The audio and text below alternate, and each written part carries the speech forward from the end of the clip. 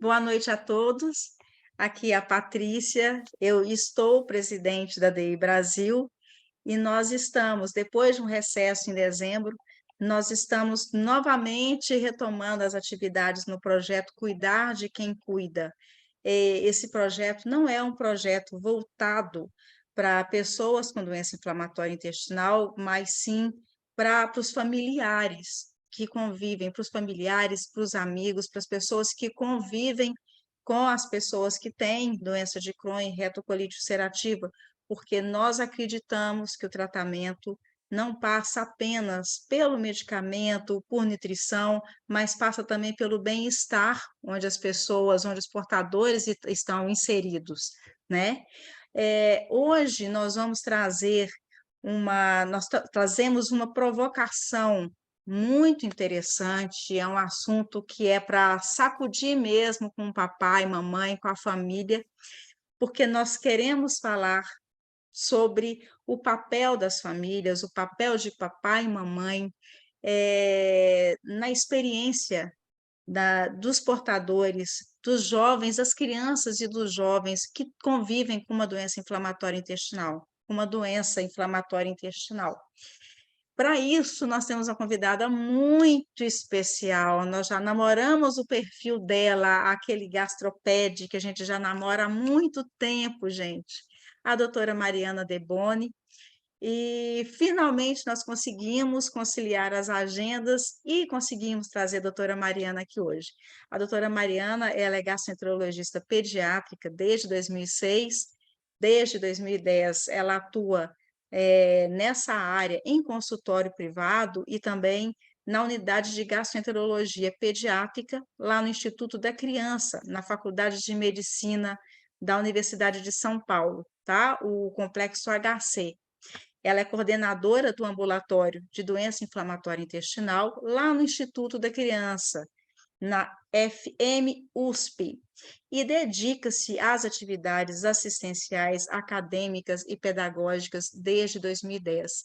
E tem um perfil lindo de viver no Instagram, onde ela fala de uma forma lúdica e muito acessível para tanto para as famílias, né? Tanto para os pais, quanto para os portadores em si. Somos todos gente grande, mas ficamos todos encantados com as publicações, com as postagens. Eu não vou ficar falando muito, não. Se deixar, eu fico rasgando cedo aqui até amanhã. Então, sem mais delongas, vou passar a palavra para a doutora Mariana. Bem-vinda, doutora. O espaço é todo seu. Ô, Patrícia, nossa, eu fiquei tão feliz com o convite e agora com essa introdução eu vou querer entrar para esse grupo aí também. É um prazer para mim falar sobre esse assunto. Eu sou um pouco monotemática, mas eu fiquei muito animada com o tema, porque é um tema que eu não vou falar muito de medicina, eu vou falar de vivências, né? E a gente combinou de fazer uma introdução curta. Eu trouxe uns slides de PowerPoint, né? É o vício de ter um roteirinho na cabeça, mas o intuito é a gente deixar a maior parte do tempo para fazer essa troca mesmo com as famílias, tá bom? Deixa eu partilhar aqui minha tela. Eu preciso que vocês me digam se vocês estão vendo, porque eu deixo de me ver nesse momento. Deixa eu ver. Pronto. Tá ok, Patrícia? Dá um joinha aí. Ainda não apareceu Não, aqui, é que não. tem um delay pequeno, né? Uhum. Deixa eu ver.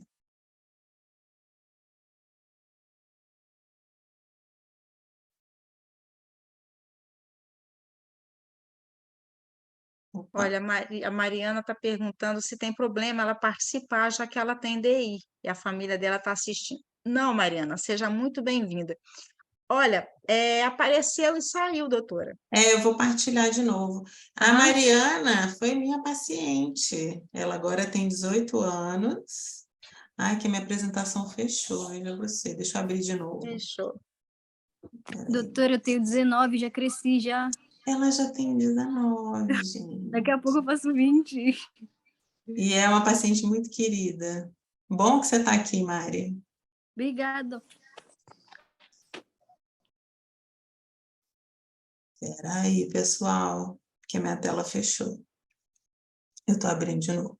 Desafios da tecnologia, mas tudo dá Ah, certo. sempre. A gente pode ficar 10 anos na pandemia que sempre vai ter um galhozinho desse. Gente, e uma coisa maravilhosa que a pandemia trouxe, acho que o único benefício mesmo é que nós aprendemos a lidar com esses eventos à distância. E aí Sim, todo mundo participa. Ai, agora entrou. agora Pronto. entrou, né? Deixa eu mutar meu microfone aqui. Ótimo. Então, vamos lá, pessoal. O tema que me foi proposto foi o cuidando de quem cuida. Mas, na verdade, eu acho que é muito mais uma pergunta para a gente debater, igual aquela pergunta retórica que a gente faz: quem julga o juiz? Quem cuida de quem cuida? Quem vai cuidar de quem é mais forte? E hoje eu venho aqui para conversar com vocês de uma maneira muito desarmada, tá? E eu vou trazer pontos de vista muito misturados. Então, tanto da minha prática médica, de como eu lido com essas famílias, do que eu vejo que dá certo, do que não dá, e também da minha experiência como mãe, que muda completamente a forma que a gente começa a conduzir esses casos.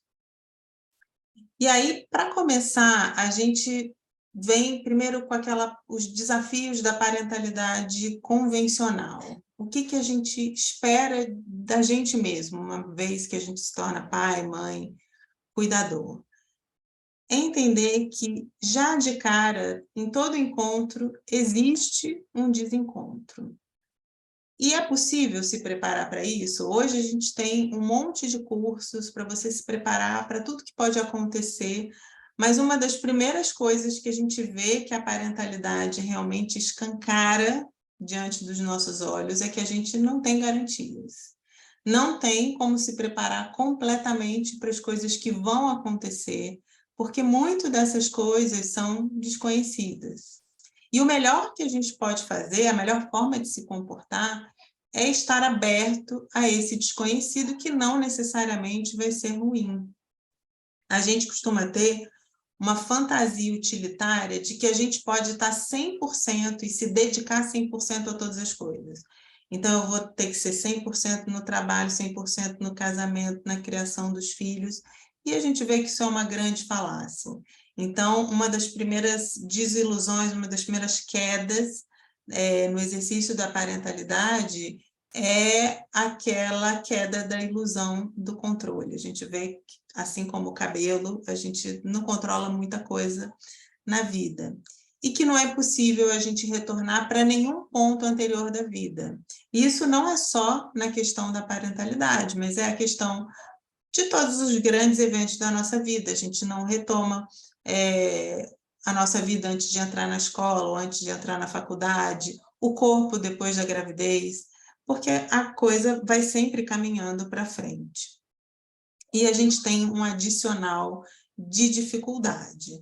Nós, humanos, diferente dos animais, a gente nasce com muito menos instrumental, com muito menos instinto do que os outros animais. E isso é algo que vale para o bem e para o mal, porque essa nossa ausência de tantos instintos nos permitiu adaptação e plasticidade aos meios, ou seja, fartura, escassez, extremas de clima, muito trabalho, pouco trabalho, mas na vida adulta não existe uma escolha 100% boa, 100% ruim. Então, toda essa nossa capacidade de adaptação e ausência de tantos instintos não nos deu respostas prontas para coisas básicas, como, por exemplo, parto. Você só vai saber se você passar por um. Cuidados com o filho, você só vai saber se você passar por um.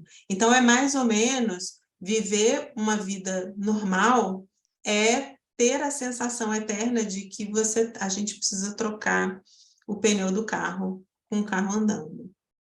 E quando a gente fala de famílias que estão exercendo essa parentalidade atípica, e atípico é um termo que a gente pode usar tanto para pacientes com alteração de desenvolvimento quanto para doenças crônicas. A gente tem, além dessas dificuldades que são comuns a todas as famílias, a gente vai ter o adicional dos atravessamentos de um diagnóstico de uma doença crônica. Então, vai ser necessário, não tem como pular etapas, a gente vai precisar elaborar lutos sucessivos, lutos do filho idealizado, da maternidade idealizada. Automaticamente, a gente começa a entrar em contato com questões da nossa origem, que nem sempre são coisas fáceis de se fazer. Então, a nossa relação com os nossos pais. A gente começa a pensar também em questões de finitude, não só nossa, que somos, né, os cuidadores principais, mas aquele raciocínio paradoxal de pensar em questões de finitude para uma vida que está apenas começando. A gente tem um atravessamento da falta de tempo e da necessidade de divisão de tarefas, e a gente precisa se dividir em questões individuais nossas, que nunca podem ser esquecidas na nossa própria subjetividade, cuidado com outros filhos, atenção que muitas vezes a gente precisa dispensar ao trabalho, e é lógico, com a questão financeira, porque por mais que você tenha recursos e tenha plano de saúde, a gente sabe que muitas coisas acabam saindo do próprio bolso, e isso nem sempre é fácil de lidar num país como o nosso.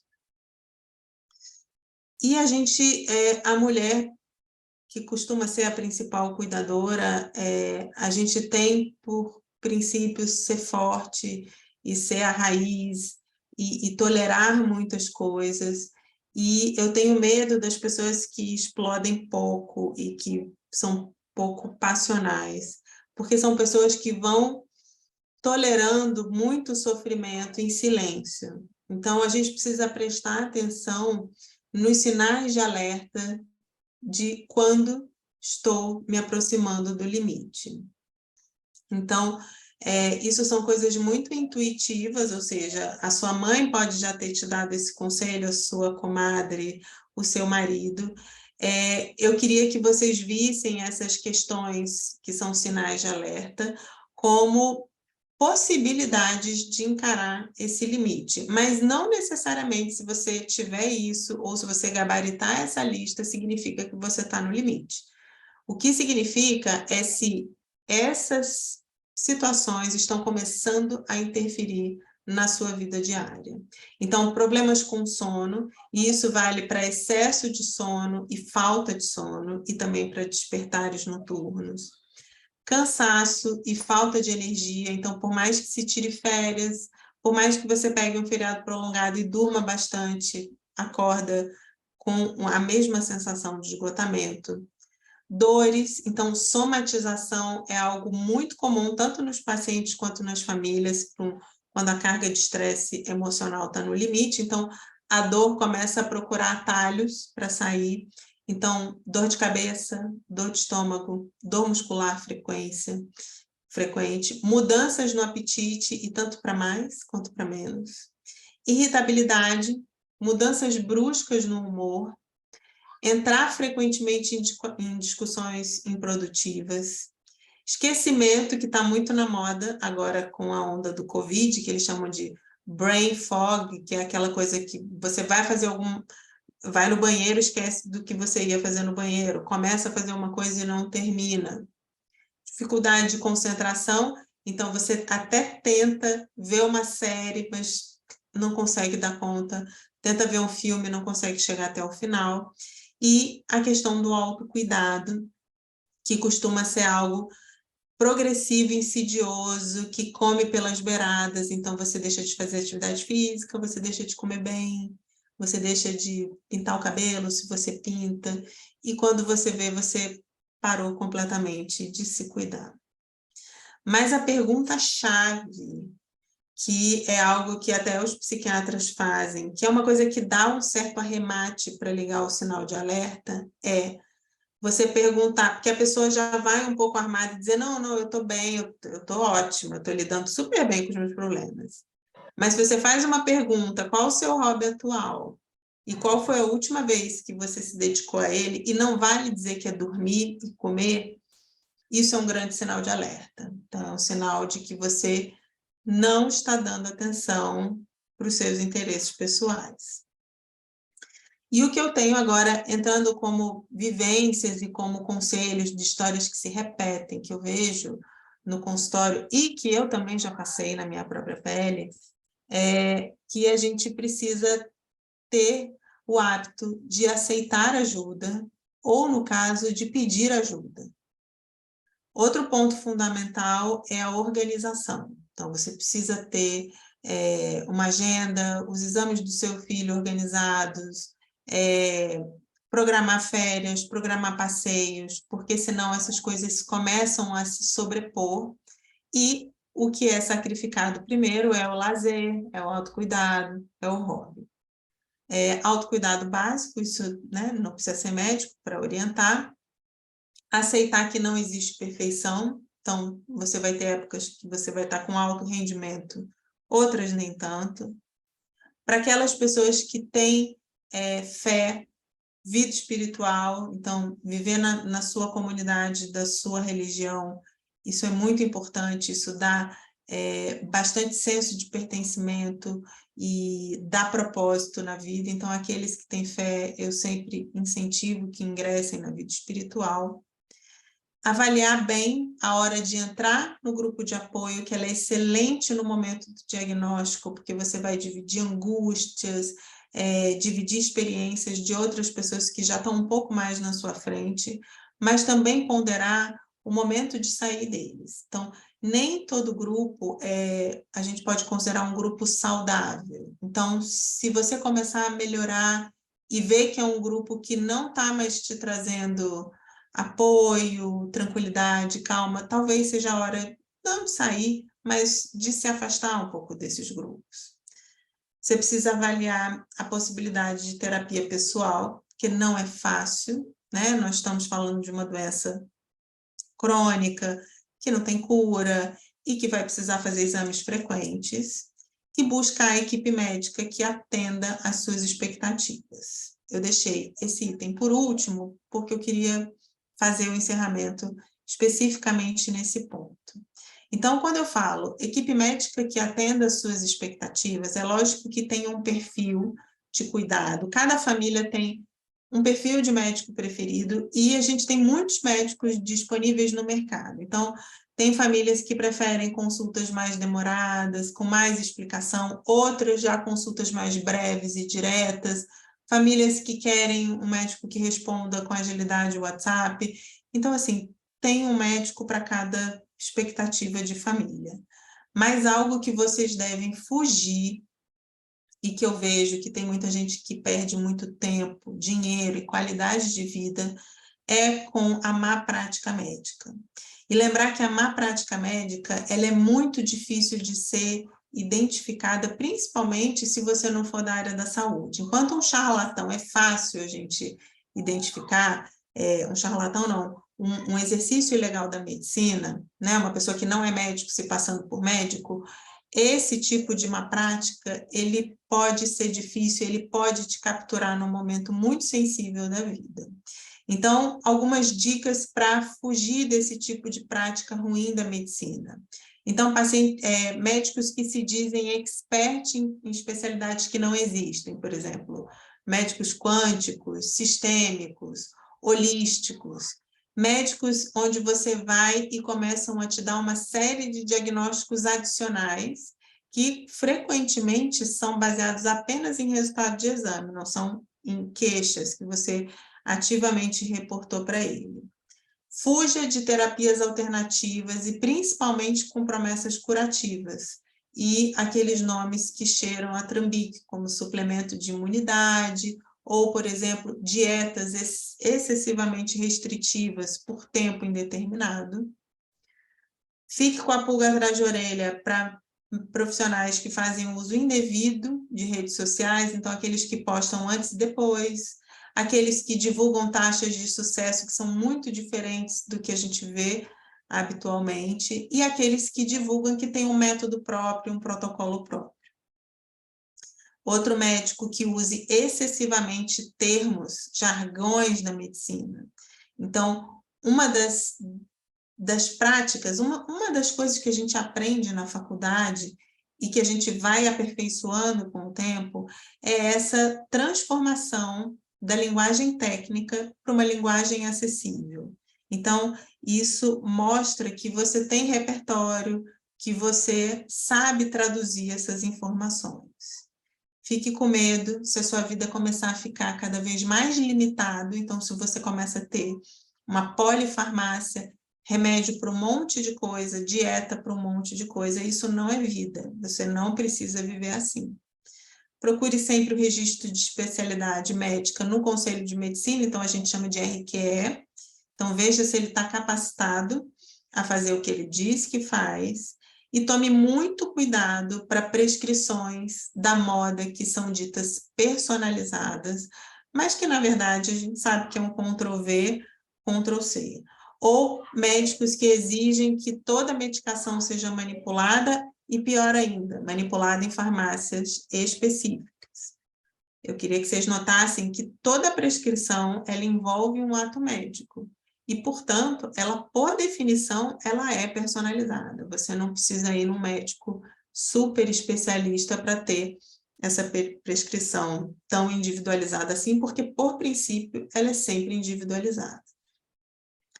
Para finalizar, então, a partir disso tudo, você vai eleger o médico titular do caso, que a gente chama de médico piloto.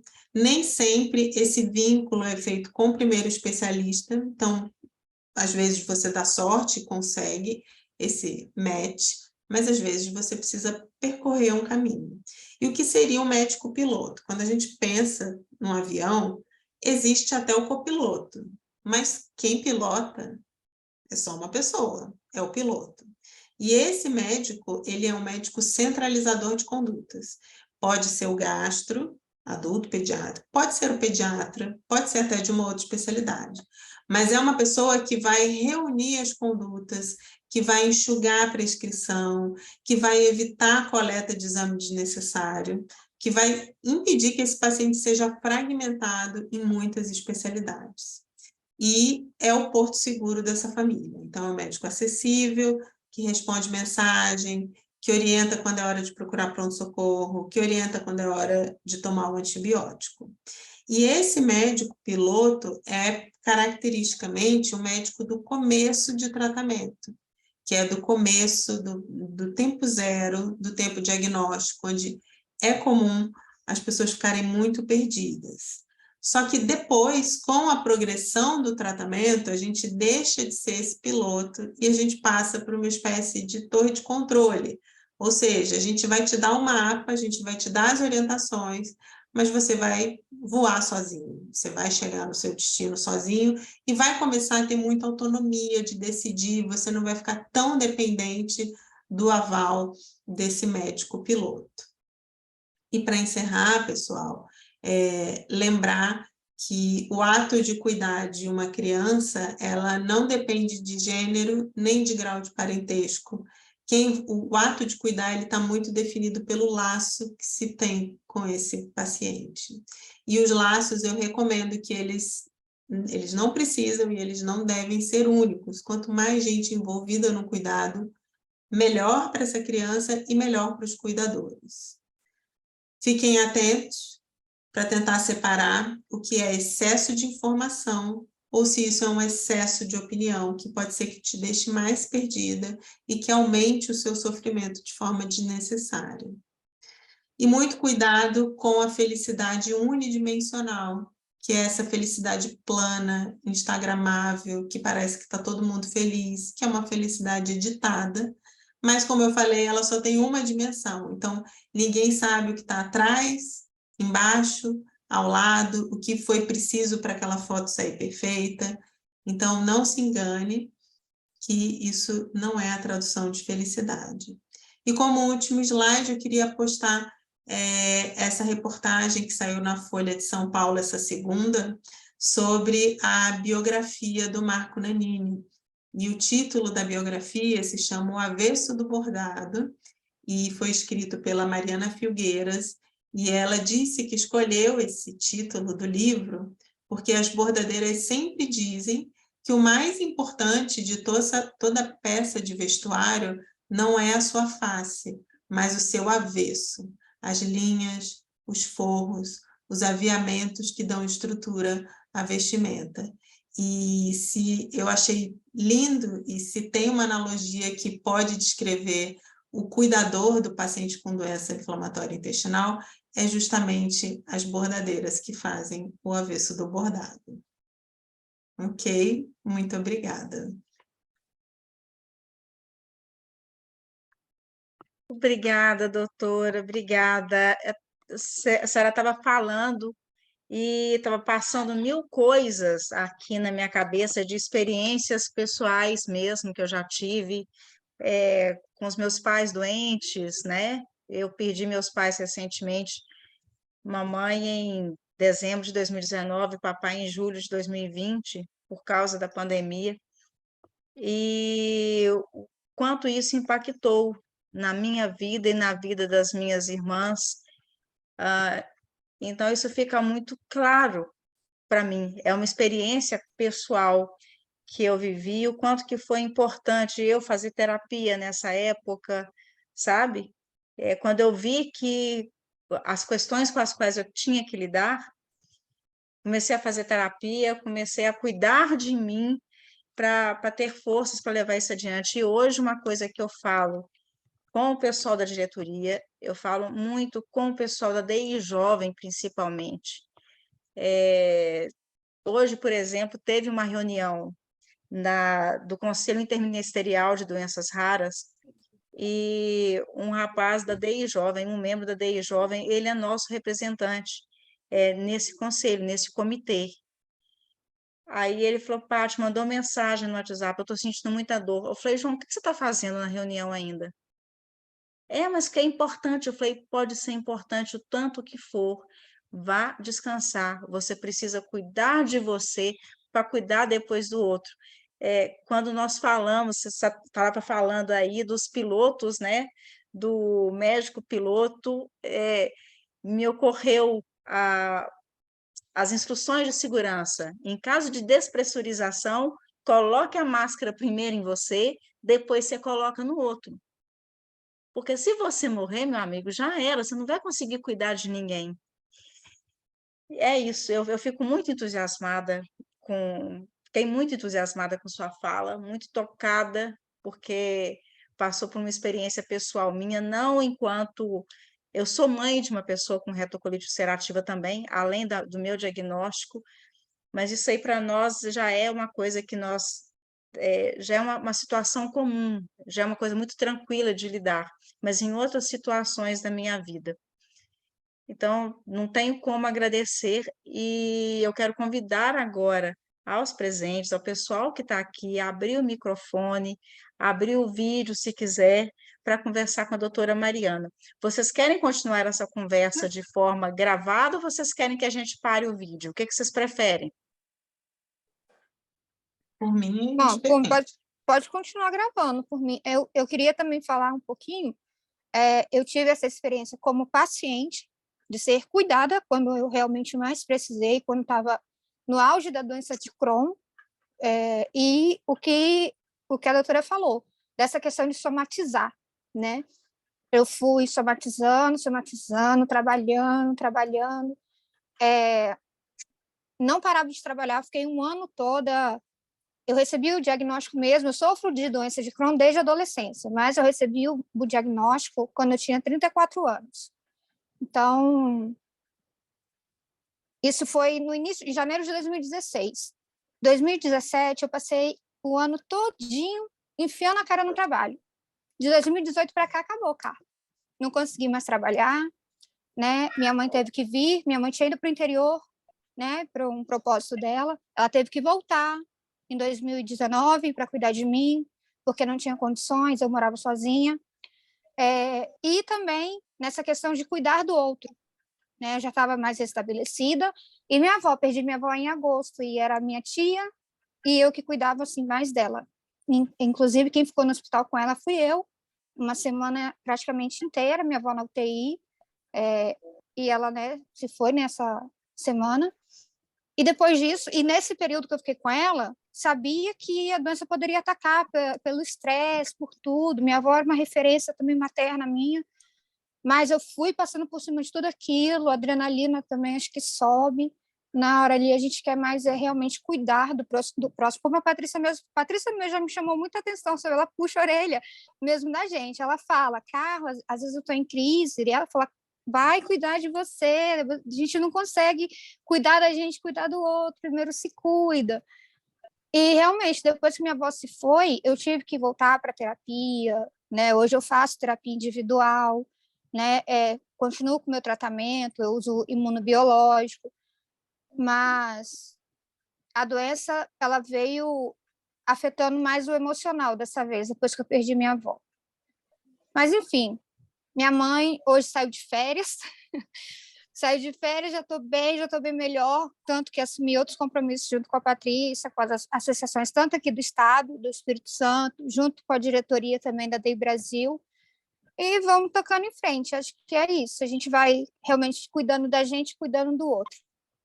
Sim, não, e Carla, o tanto que terapia é algo fundamental, né? E como Sim. o acesso é difícil, isso não é uma realidade no SUS, a gente tem muita dificuldade, e tão importante quanto os outros especialistas, o nutricionista, o oftalmo, o dermato, o psicólogo, ele deveria fazer parte da equipe, nem que fizesse o encontro em grupo, Sim. né? Porque muitas vezes os sofrimentos se repetem. E a outra coisa que eu queria comentar é quando a gente fala somatização, muitas vezes existe uma confusão de conceitos, de que a somatização é uma coisa da sua cabeça.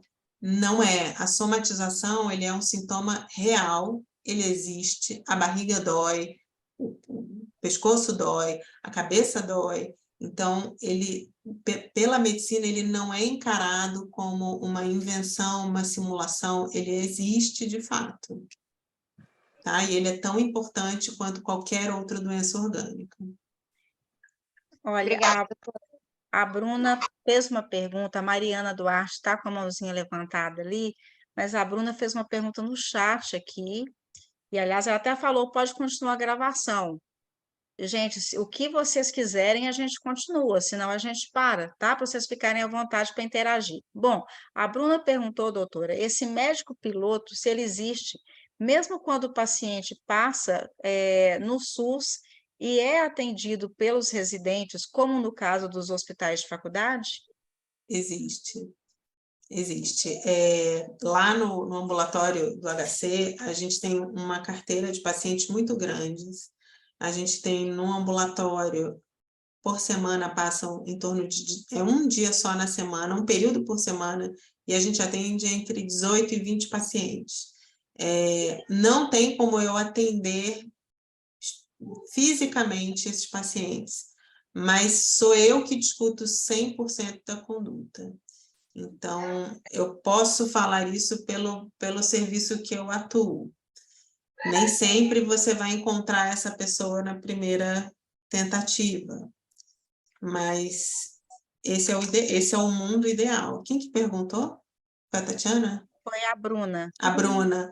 Esse é como deveria ser, uma pessoa que sabe exatamente o que você tem, o que já fez, deu certo, o que deu errado, o que eu tenho que prestar atenção. Obrigada, doutora. Mariana, está com a mãozinha levantada há muito tempo. Eu queria agregar também, né, como paciente, porque eu também tenho doença de Crohn, e principalmente por ser uma live com a doutora Marina, que ela é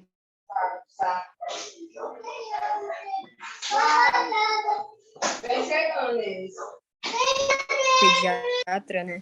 Eu queria falar os pacientes, as crianças, né? As crianças e os adolescentes, diagnóstico, eu tinha 9 anos. Desde os 9 anos eu enfrento a doença de Crohn. E para mim sempre foi muito difícil, principalmente me pegou. E com isso, por ter o diagnóstico desde criancinha, eu tive muita dificuldade de aceitar o tratamento, de aceitar a doença e de aceitar o tratamento recebido pelos médicos. Eu nunca tive um atendimento horrível, nem nada.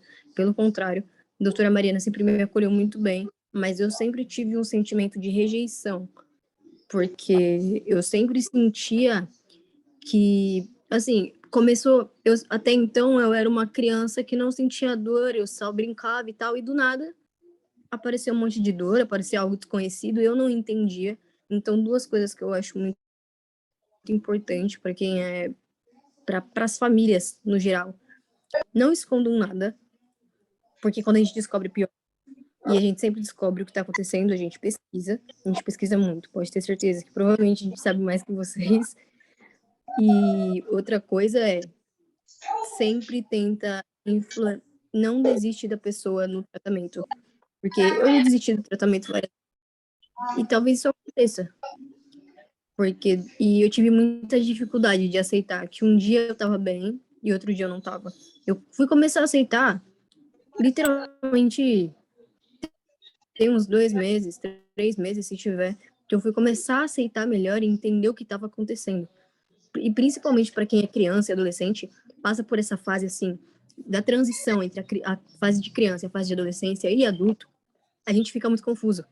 Então, além de ser mais difícil para a gente entender a gente mesmo, é muito difícil a gente entender a doença, porque às vezes a gente sofre bullying na escola, por exemplo, eu tô tomando corticoide, a gente fica inchado, tem várias piadas, é muito complicado. Então, eu acho muito importante vocês falarem sobre os sentimentos e se tá tudo bem na escola, se tá tudo bem na vida da pessoa mesmo. Porque às vezes é muito difícil dela se abrir por medo do desconhecido. Ela não É muito difícil as pessoas com DI terem contato com outras pessoas em DI no seu dia a dia. Então a gente fica sem muita gente para conversar. Os grupos de apoio são muito importantes para isso. Eu vim participar só do DI Jovem agora, né? Mas mesmo assim não pratico muito interação. Mas eu acredito que teria sido uma parte muito importante, porque eu teria visto outras pessoas que passam pela mesma situação que eu, conseguiram superar, e eu ia ter um pouco mais de motivação, porque sempre foi uma questão muito difícil para mim. Então, acho muito importante esse ponto do emocional mesmo na doença, e nas crianças e nos adolescentes, porque a gente não entende. A gente não entende nem a gente, nem o que está acontecendo com a gente.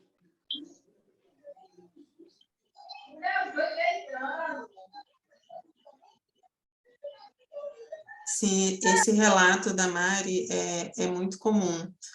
Por incrível que pareça, é mais fácil você ter uma doença crônica desde muito bebê do que um diagnóstico posterior, quando você já tem algum grau de entendimento da vida, que você já sabe como que é uma vida dita normal. Então, crianças que a gente acompanha no ambulatório, que tem doença de início muito precoce, por exemplo, essa lida com o diagnóstico é muito mais tranquila, porque eles não se conhecem sem a rotina de exame, de coleta, de consulta, de faltar aula, diferente de uma pessoa que tem um diagnóstico, por exemplo, aos 9 anos, ou em plena adolescência. É muito difícil. Obrigada, doutora. Tem mais alguém com a mãozinha levantada aqui? A Vivian. A Vivian. Uhum. Boa noite. Boa noite, querida. Primeiro, eu queria parabenizá-las por esse encontro. Acho que é super importante para nós pais. Eu sou mãe de um pré-adolescente de 11 anos, então foi muito bom ouvir o depoimento da Mari também, e da doutora, enfim. O João Vitor foi diagnosticado muito recentemente, agora em outubro, com Crohn, então a gente está engatinhando ainda, está buscando muitas informações, e o site da DI é sensacional, né?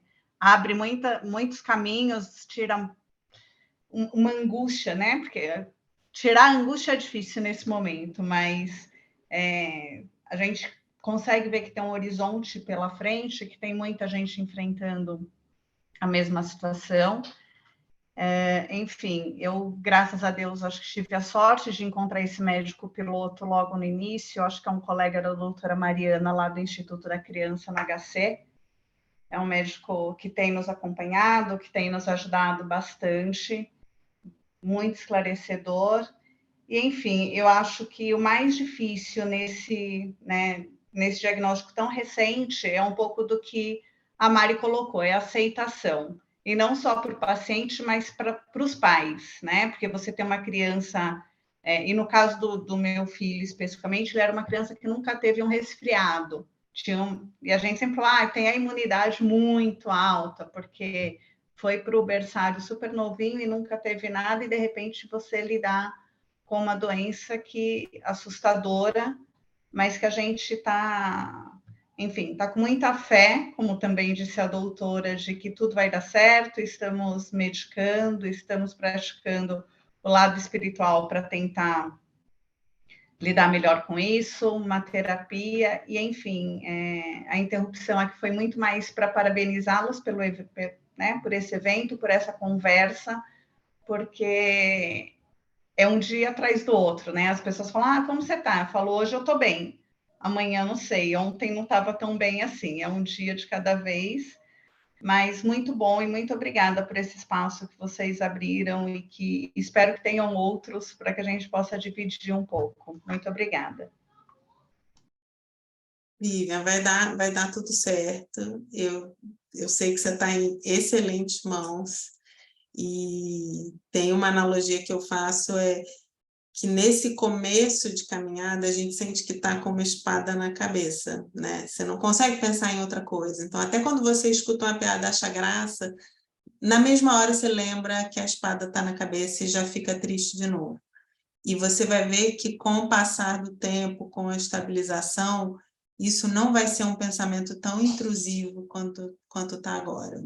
Você vai até esquecer que já passou por tanta coisa, já fez tanto exame, isso melhora. Tá ótimo. Muito obrigada. Obrigada, doutora. A Juliana Oliveira está com a mãozinha levantada ali também, com uma pergunta para fazer. Fica à vontade, Ju. Só que você está no mudo. Pronto, agora tirou. Pronto, é mais assim por questão de agradecimento mesmo. Eu sou mãe da Mariana, ela tem 2 anos, foi diagnosticada com Crohn desde 1 ano, sou aqui do Ceará, ela é acompanhada no Albert Seib, e hoje ela também é acompanhada pela doutora Mariana, né, lá no Instituto da Criança. A gente até foi agora recentemente, vamos voltar em julho, e assim, é um pouco como a doutora falou, né, aquele luto que a gente vive. A gente tem uma criança que vem saudável, e ela começou com os sintomas desde os 4 meses, então a gente sai daquela criança saudável, inicia, né, toda aquela luta. Ela começou 4 meses os sintomas, ela foi diagnosticada apenas com 1 ano e 2 meses, então até ela ser diagnosticada foi um sofrimento, né, apesar do diagnóstico vir, a gente sabia que é uma doença sem cura, mas essa estrada sem saber, né, porque as doenças são muito difíceis de ser diagnosticadas, também é muito difícil você não saber o que o seu filho tem, principalmente quando é uma criança que não sabe dizer o que está sentindo, né? No caso de uma criança com menos de 1 ano. Mas hoje, graças a Deus, ela se mantém bem.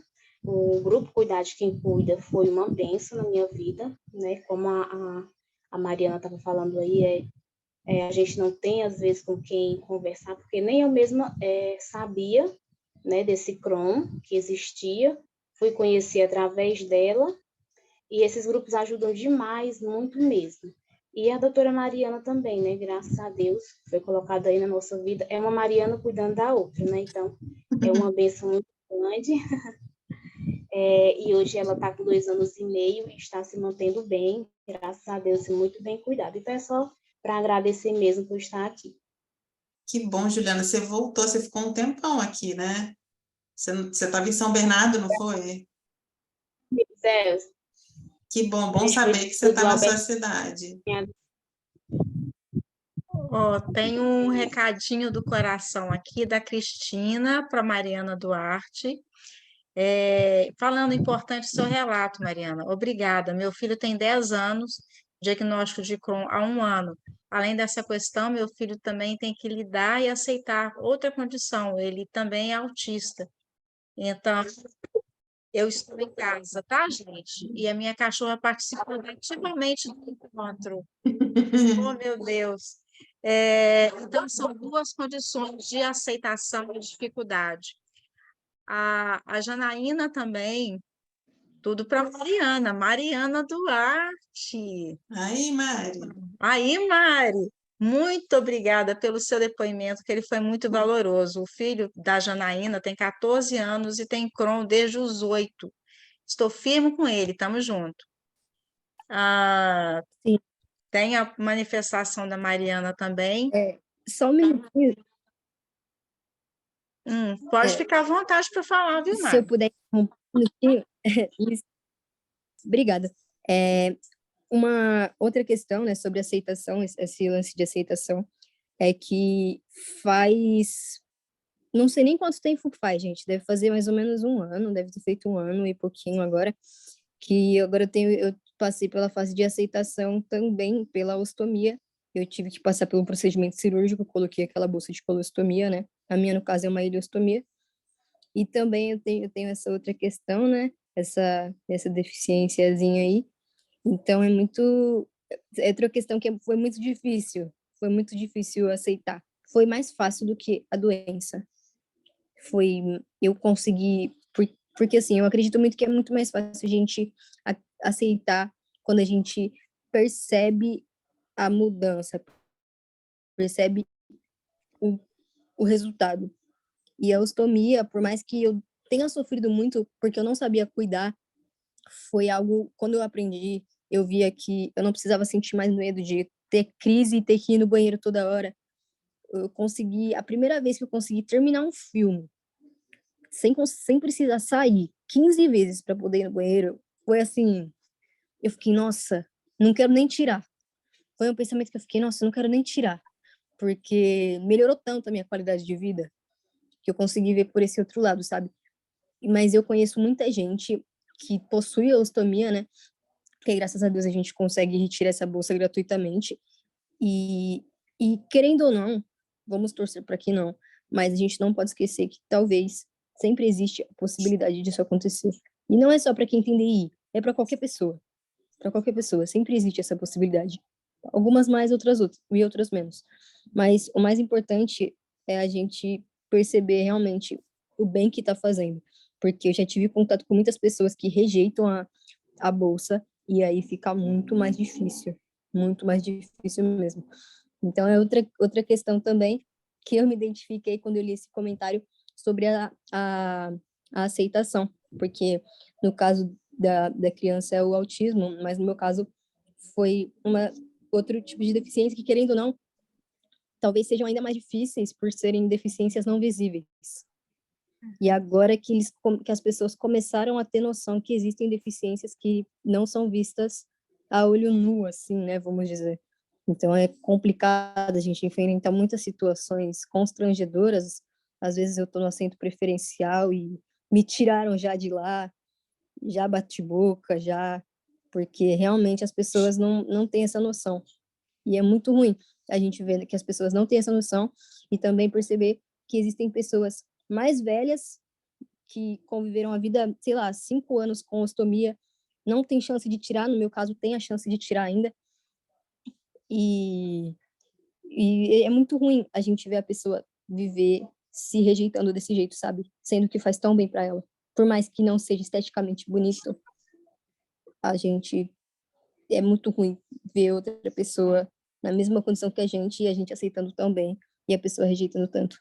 Então é muito difícil e é muito importante o que os familiares defendam às vezes, porque no começo a gente tem medo. Então, é uma coisa que às vezes eu até sinto falta, sabe? Mas eu sei que todo mundo tem medo. Então, tudo bem. Mas seria muito bom quando alguém defende a gente se sente... A gente fica bem, né? Se sente acolhido, sente que tem alguém que tá ali com a gente.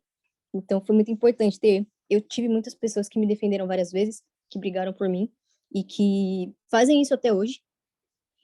porque podem acreditar, os comentários são horríveis. E são muitos. As piadinhas. Eu sempre tento levar tudo ao esportivo, mas às vezes dói, né? Então é muito importante ter alguém também do nosso lado para poder apoiar a gente. Ô, Mari, você precisa ter aquele cordão, né, Patrícia, do girassol. Sim, sim. Agora, a boa notícia, deixa eu contar só aqui para vocês. Nós conseguimos, hoje foi tanta gente pedindo. O cordão do girassol tem várias secretarias de saúde, Unimedes, que estão fornecendo esse cordão gratuitamente, tá, gente? Em banca de revista, você compra por qualquer R$ 5 aí. Agora, hoje, foram tantos pedidos de crachá que nós conseguimos uma. E o que a gente tinha antes era assim, de quase R$ 80 um crachazinho personalizado. Aí, com tanta gente que pediu hoje, nós saímos em busca de fornecedores e conseguimos um que vai fazer para a gente por R$ 37, sabe? Então, A unidade? a unidade. O crachá personalizado com a fotinha da pessoa e tudo. Então, nós colocamos isso em votação, eu coloquei isso em votação lá na DI Brasil, porque para a gente autorizar fazer, nós temos que pagar primeiro para receber depois, né? Que o pessoal vai comprar depois. Então, coloquei isso em votação lá no Conselho Fiscal, porque é uma decisão que eu não posso tomar sozinha, não é nada, mas eu dependo de autorização da diretoria. Então, talvez amanhã nós já tenhamos uma boa notícia para o pessoal. Agora, só um comentário. Mariana Duarte, Mariana Mirim, a pequenininha, vamos falar assim, você tem 19 anos, eu vendo você falar, eu estou pensando como que amadurece rápido, né? Como que uma doença faz a pessoa ser um adulto tão rápido na vida. É a fruta bicada, né? Pelo passarinho. Amadurece mais cedo. Sim. Tem uma mensagem aqui também, o Wallace, ele está ali com a mão levantada, e tem uma mensagem dele também no chat, falando que ele está no hospital com a filha dele de 12 anos, que foi diagnosticada tem uma semana, ela saiu da UTI tem 2 dias, e é muito bom ver outros relatos. Ô, Wallace, sinta-se acolhido, tá? Você quer falar alguma coisa? Fica à vontade.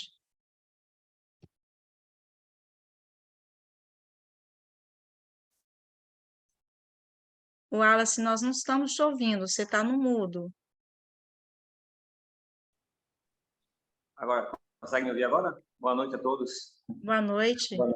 Estou nessa fase ainda de muitas dúvidas, né? Quando a gente foi diagnosticado agora recentemente, uma situação muito complicada, ela ficou na UTI durante uma semana e meia, quase 10 dias, e a gente ficou nessa angústia, né? Nesse desespero, sem saber o que era, e não tinha essa ideia de que pudesse ser essa doença, nunca nem tinha ouvido falar dessa doença, como a maioria dos pais também, né?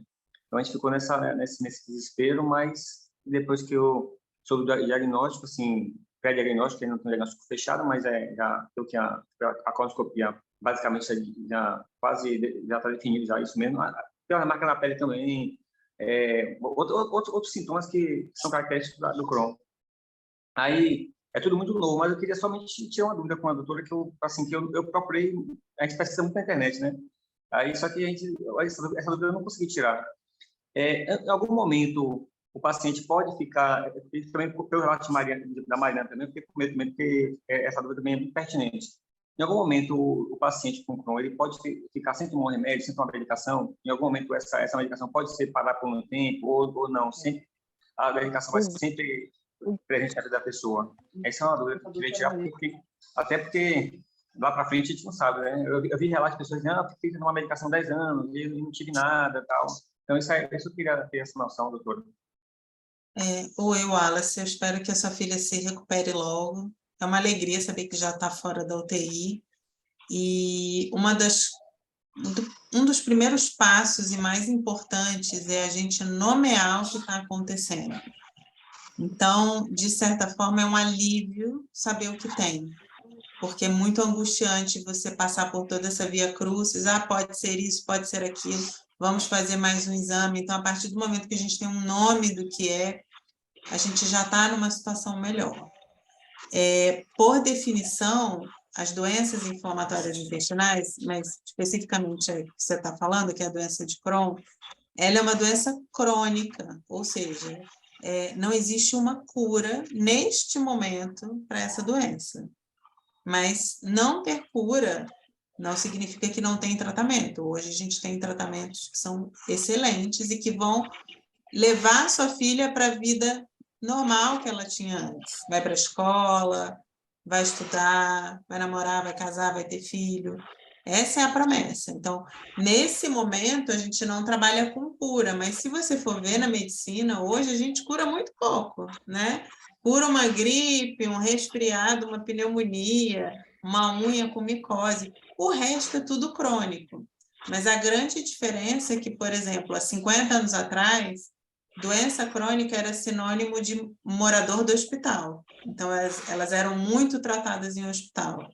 E hoje, doença crônica significa arsenal terapêutico enorme e vida praticamente normal. O que muda é que vai ter que fazer exame periódico e vai ter que ter consulta de reavaliação na fase que a gente chama de manutenção, quando a doença está adormecida, está em remissão, pelo menos a cada 4 meses.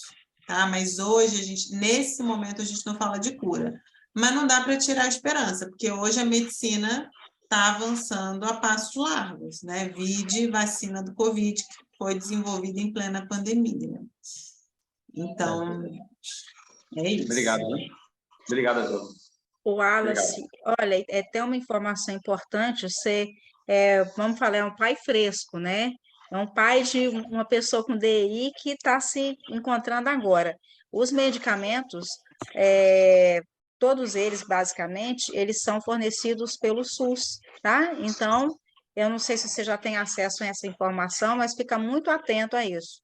As secretarias estaduais de saúde fornecem o medicamento, tem o processo direitinho, mas você consegue isso, tá? É melhor tentar pelo plano ou tentar pelo SUS? Qual é a ideia? É mais fácil eu tentar conseguir pelo plano ou é melhor tentar pelo SUS? Se é medicamento imunobiológico, é mais fácil você conseguir pelo plano de saúde, tá? Não porque o SUS não forneça, não é isso não. É porque se você tem um plano de saúde, o Ministério da Saúde, eles cruzam os dados de quem recebe a medicação pelo SUS. No final das contas, se você recebe o medicamento, se é medicamento biológico, se você recebe pelo SUS, o SUS, na hora que cruzar suas informações, que vê você como beneficiário de um plano de saúde, vai cobrar do plano de saúde, vai pedir o reembolso do plano de saúde. Então, de qualquer forma, o plano de saúde vai pagar, tá? Então, você pode, agora, outros medicamentos, azatioprina, as mesalazina, a sulfasalazina, esses medicamentos não são fornecidos pelos planos, isso aí você consegue nas secretarias de saúde. Os planos fornecem, basicamente, os imunobiológicos, infliximab, adalimumab, vedolizumab e por aí vai, tá bom? Tá certo, obrigado. Por nada, Wallace. A Miriam Fialho perguntou se a doença de Crohn está no rol de doenças raras. Oficialmente, não, Miriam, mas nós temos um projeto de lei, a DI Brasil tem 2 projetos de lei tramitando na Câmara dos Deputados, o projeto 5.307 de 2019, para instituir o Maio Roxo, assim como existe o Outubro Rosa, o Novembro Azul, para dar visibilidade, para vocês verem que depois do Outubro Rosa, muitas mulheres deixaram de morrer por causa de câncer de mama, mas porque o diagnóstico começou a ser bem mais rápido e tudo. E então tem esse 5.307 de 2019, inclusive para dar atenção para a população carcerária que tiver diagnóstico de uma doença inflamatória intestinal, tá?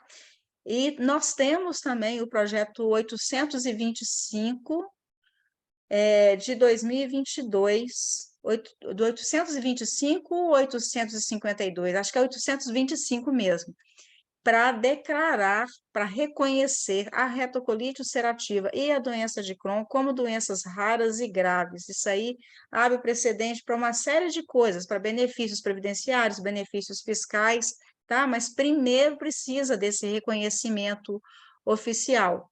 E tem uma pergunta aqui já para a senhora, doutora. A Luciana Pereira perguntou: quando falamos de crianças, como deve ser a alimentação dessas crianças? O que eles podem comer e o que deve ser evitado? Senhora, pelo amor de Deus, me chama de você, Patrícia. Olha, a dieta da criança com doença inflamatória intestinal, cientificamente falando, deve ser uma dieta saudável, né? E o comer saudável implica em ser flexível.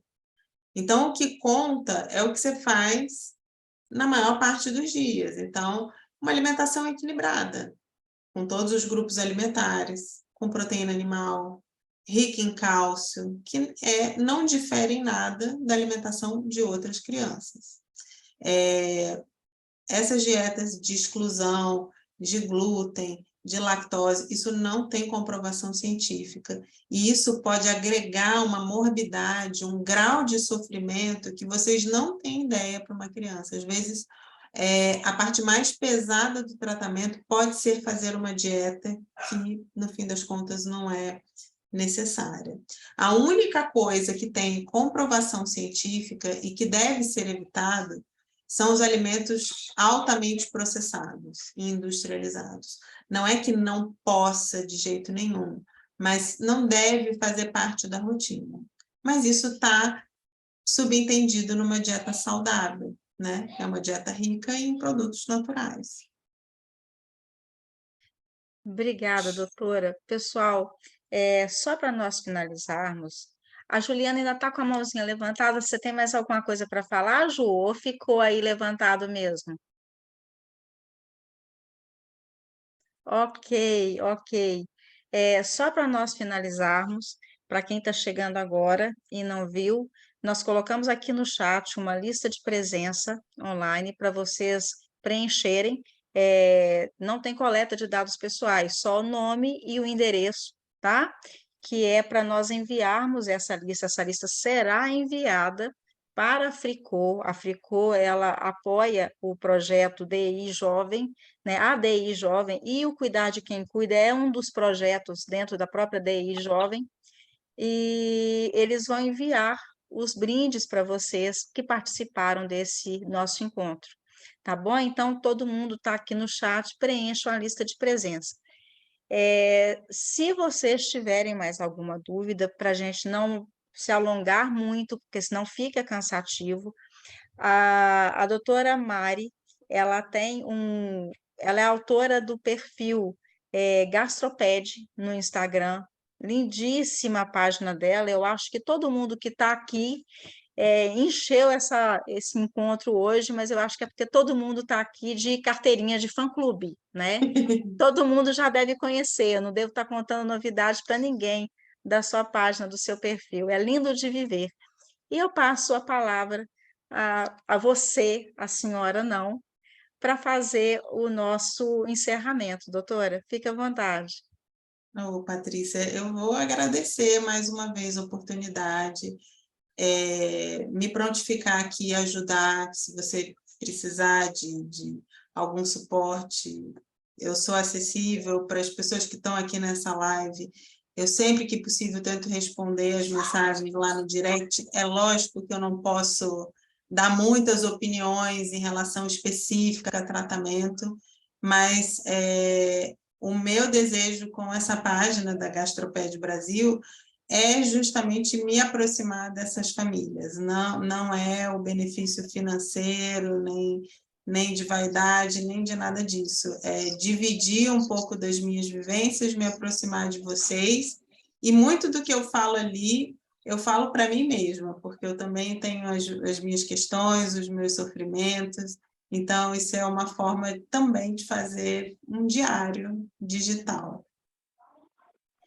Obrigada, doutora. A Vilma está com a mãozinha levantada. A Vilma, eu acho que deve ser a mamãe da Ah, Mariana. viu, minha mãe. Pode dizer que é minha tia, mas é mais minha mãe do que minha tia. Eu queria só falar duas coisas. Se puderem, se vocês quiserem também, se for autorizado, se for permitido, se vocês precisarem falar comigo, qualquer coisa do tipo, eu posso deixar meu WhatsApp aqui, vocês podem tirar qualquer dúvida, se quiser só conversar. Não só os pais, como os filhos também. Eu posso ser uma das primeiras pessoas que os filhos de vocês e vocês tenham contato e que possui uma DI ou até a mesma doença que o filho de vocês, e vocês podem compartilhar. A segunda coisa que eu ia falar era sobre a dieta que a doutora comentou, e eu passei muito perrengue com dieta. Muito, muito perrengue com dieta. Nossa. Hoje eu faço tratamento com suplemento, com hipercalórico, porque eu estou em desnutrição, e é horrível, é intomável esse negócio. Nossa, gente, sério. Hoje em dia, minha nutricionista autorizou bater com cacau em pó e adoçante, Que delícia. porque aí ficou bom, consegui fazer um negocinho legal, tô conseguindo tomar, porque ele puro é horrível, e é o mesmo que, inclusive, foi a doutora que me castigou, me colocou na sonda, entendeu?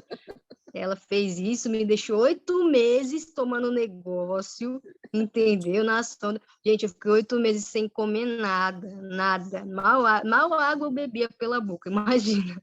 Então, Mas, Mari, você tem que contar que você é uma excelente cozinheira, então isso pega ainda mais, né? Quem não sabe, ela faz uns brownies para vender maravilhosos. Então, para quem cozinha, para quem gosta de comer, isso realmente é uma cruz ainda maior. Sim, e já tiraram tudo da minha dieta de novo, é que eu não respeito, mas tá vendo? Que bom que eu tô aqui, que você falou que não precisa, já vou seguir você, porque já tiraram leite, já tiraram não só os industrializados, né, mas tiraram açúcar, tiraram corante, começaram a falar que eu tinha que comer só coisa orgânica, e aí eu fiquei, meu Deus, como que eu vou fazer isso, né? Querendo ou não, a dieta restritiva, ela é mais cara, ela é bem mais cara. E sobre os suplementos, eu já passei por vários, já tomei muitos tipos e não encontrei nenhum que seja aceitável o gosto sem misturar com alguma coisa. É uma dieta que é muito chata de seguir. É monótono, né? Sim, e tem algumas, sim. Tem o Modulem, por exemplo, só que ele é muito caro. Ele é muito, muito, muito caro. E é uma quantidade grande que você tem que tomar, por mais que você consiga, seja um suplemento bom, por você conseguir misturar nas receitas e não sentir o sabor dele, porque ele puro ou com fruta é ruim. Mas, assim, ele é muito caro. Teve uma época que minha tia, inclusive, comprava para mim, ela comprava cerca de, assim, 2 latas, né? 2 latas por semana, era em média R$ 400 na época. Eu tomei por muito tempo. Então, imagina o dinheiro desembolsado aí, foi muito difícil mesmo. E teve uma época até que não tinha aqui no Brasil, a gente teve que importar o produto. Foi logo no início E foi logo no início, assim, da doença. Eu não lembro nem se eu passava com a doutora Mari ainda, acho que eu não era do HCN, eu ainda tinha plano de saúde, tive que sair do plano para poder bancar o suplemento, porque não estava dando não. Ai, pelo amor de Deus. Alguém perguntou aqui se o Modulem é fornecido pela prefeitura. A prefeitura de São Paulo, não. Nem Modulem e nem fórmula enteral polimérica convencional para indução de remissão em Crohn. A gente não consegue. Doutora, eu acho que ninguém entendeu isso que você disse. Não? Não, esse no caso, o termo que você usou. Ah, desculpa. Falei mal do outro lá e fiz a mesma coisa. Porque o Modulem é de marca, né? Então, é uma dieta integral polimérica e ele é super caro porque ele tem um fator anti-inflamatório, mas não precisa ser um Modulem. Não existe nenhuma publicação científica dizendo que o Modulem é muito melhor do que os outros. Então, e o Modulem é muito caro. Custava 400, não sei nem quanto está custando agora. Poderia ser uma outra dieta dessas que a gente usa em hospital. Só que em algumas prefeituras, eles custeiam esse tratamento e custeiam até com Modulem. Mas em São Paulo, não. A gente não consegue nenhuma nem outra. Atualmente, eu consigo pegar, viu? Eu consigo pegar pelo HC Central. E é o Trofic. o Trofic 1.5. Isso, o Trofic, ele tem muita caloria e ele é uma dieta convencional. Mas você vê como é uma coisa muito descentralizada, porque você recebeu aquele carregamento de Trofic, mas lá no Instituto da Criança, que é dentro do mesmo complexo, você nunca conseguiu, né? Sim, Exatamente. e eu consegui, assim, falaram que era muito difícil de conseguir, mas eu juro pra você que eu consegui no mesmo dia que me prescreveram, já me mandaram, eu desci, eu tive que voltar de Uber para casa, porque eu fui de ônibus, né? Fui de transporte público.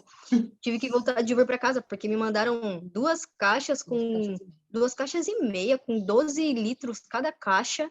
Como que eu ia carregar isso, né? Gente, todo mundo conversando com a Mariana no WhatsApp dela para descobrir como que foi isso. Não, eu vou fazer aqui, Patrícia, uma intimação. Mariana, você vai ter que abrir um Instagram e começar a dar depoimentos dessas coisas. Ai, que isso! Da bolsa, da dieta, que você achou a dieta horrível, mas aí você misturou, ficou um pouco melhor. Porque esse tipo de informação, aceitável, tolerável, não tem, ninguém dá esse caminho das pedras. Fundamental Posso isso. pensar. Eu já falei Pense para com ela que ia carinho. ajudar muita gente. Pense com carinho mesmo. Meus amores, vamos encerrar e depois de já ter passado a palavra para a doutora Mariana, vou só ler uma frase do Wallace aqui. Eu vou, rapidinho, eu só vou deixar meu número nos comentários, porque vai que alguém Tá. queira, não sei, né? Tá bom? Pode, mas Tá, pode ir falando, tá tô escrevendo bem. aqui, tá bom? Obrigada, Olha, tem gente. uma última frase aqui do Wallace, que é isso o que comove a gente, é por causa disso que a gente continua, apesar de toda a dificuldade que a gente encontra no trabalho voluntário. Após vários dias dormindo sem paz, hoje eu tive um conforto maravilhoso. É isso. Obrigada a todos, de coração, e até o mês que vem com mais um encontro do Cuidar de Quem Cuida. Fiquem com Deus. Tchau, pessoal. Boa Tchau, noite. pessoal. Tchau, gente. Obrigada, Tchau, Wallace. doutora. Melhoras. Tchau. Boa noite. Tchau, tchau, pessoal.